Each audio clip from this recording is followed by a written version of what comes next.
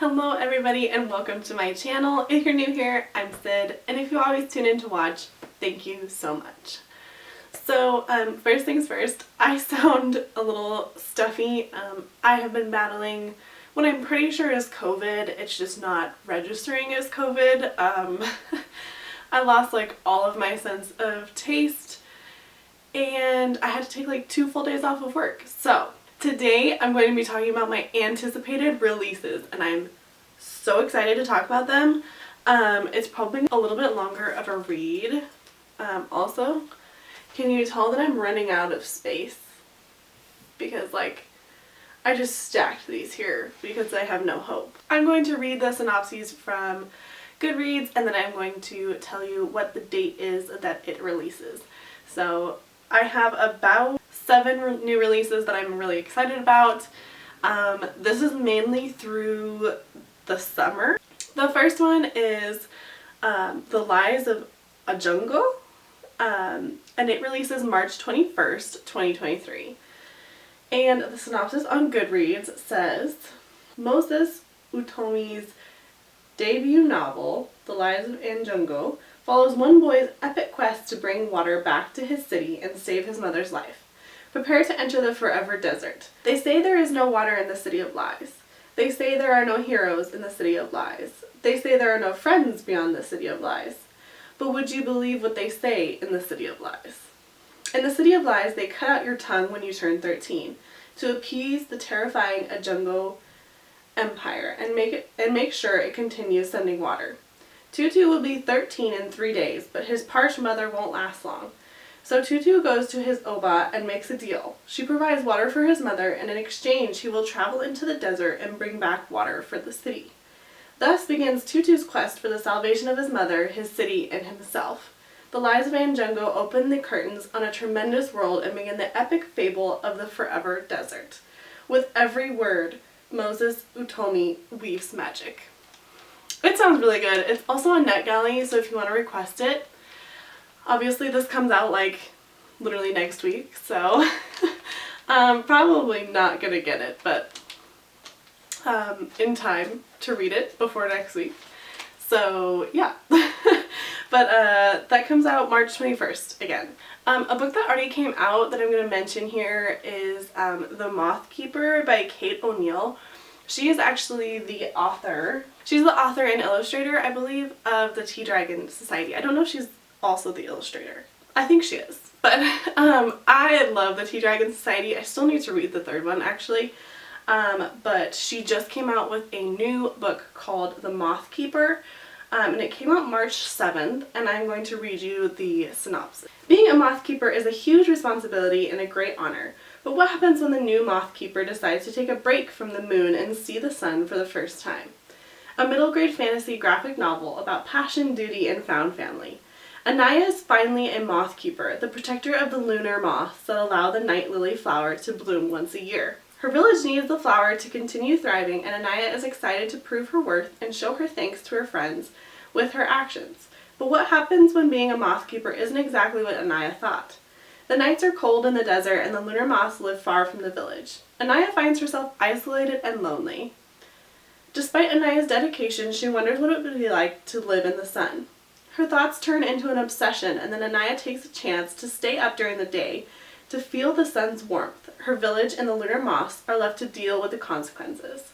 Kate O'Neill brings to life a beautifully illustrated fantasy world about responsibility to yourself and your community. The Moth Keeper is filled with magic, hope, and friendship, which is exactly what these are. So please, go read it. Go read the Tea Dragon Society and go read the Moth Keeper.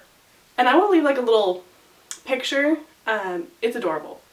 It's just as adorable as these. So okay, and the next book releases April 4th, 2023, The Engines of Chaos by R.S. Ford.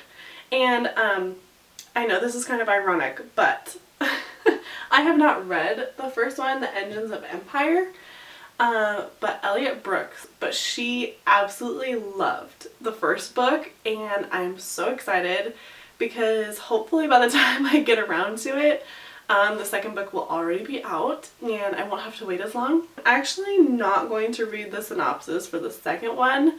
I will go ahead and read the back of the book for the first one. The nation of Torwin is run on the power of industry, and industry is run by the guilds. Chief among them are the Hawkspurs, whose responsibility it is to keep the gears of the empire turning.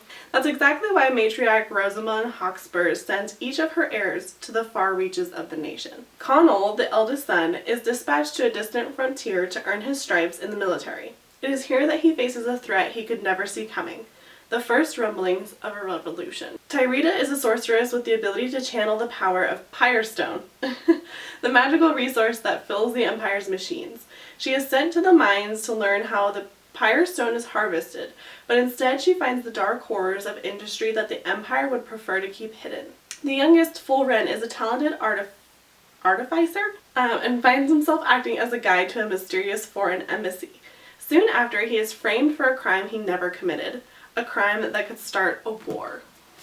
This sounds amazing. I don't think I actually ever read the back of the book. Now I'm really intrigued. But yeah, the second book to this comes out April 4th.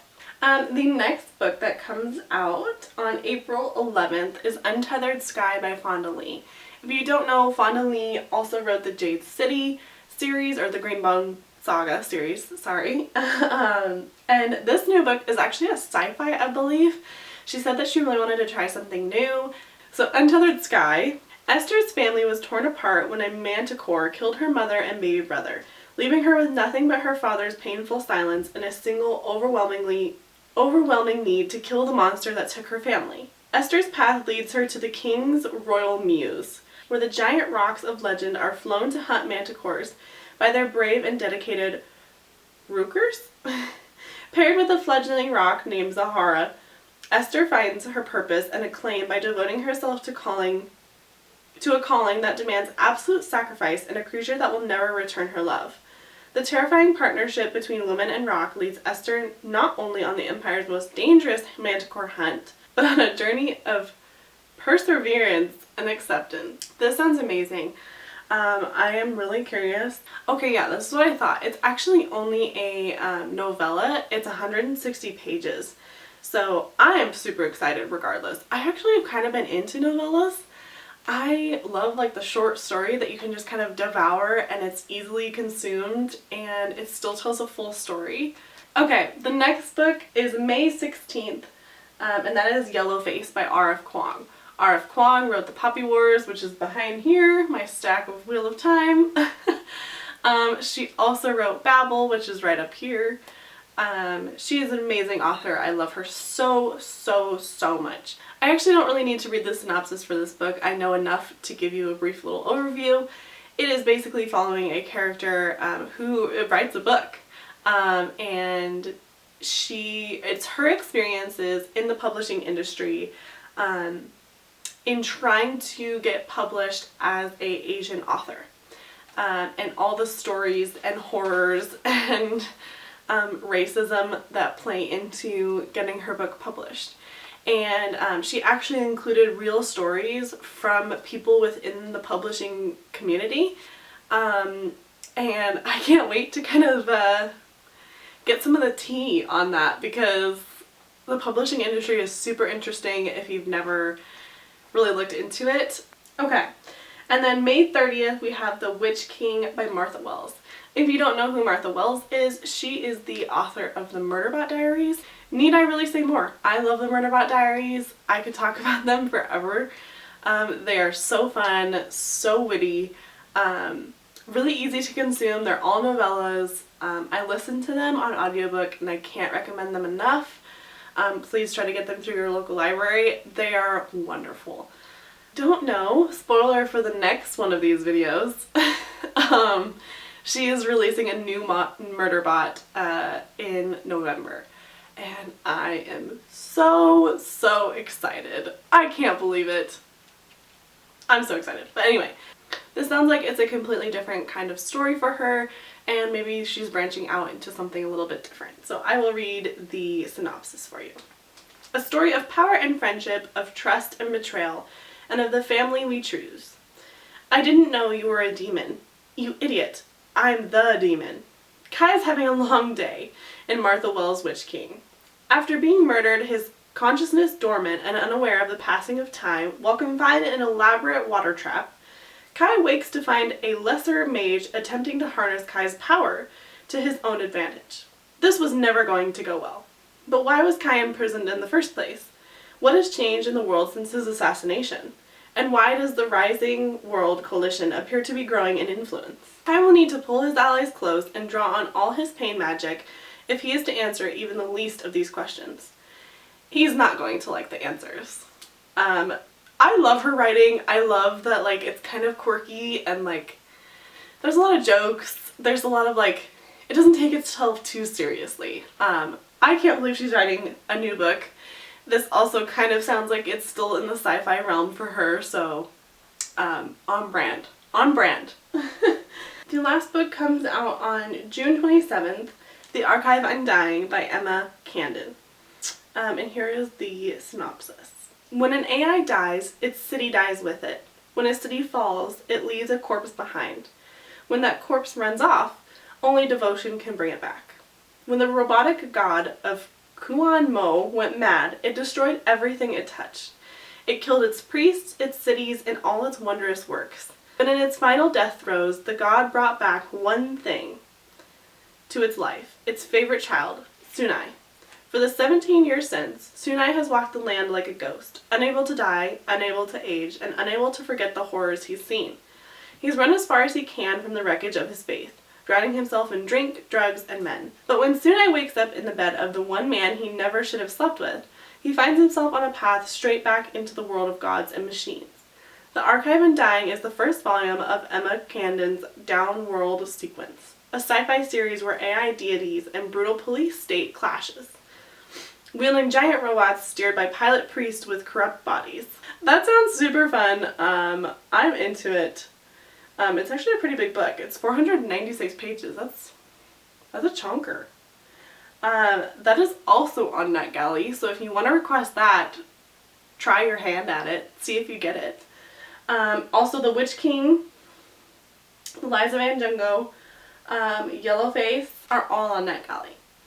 So if you want to try to get any of those, go for it. I highly encourage you just request them, because what's the worst that happens? So I know that was a bit of a longer video for me, but I appreciate you watching and getting excited with me about these new releases. I cannot wait for most of them.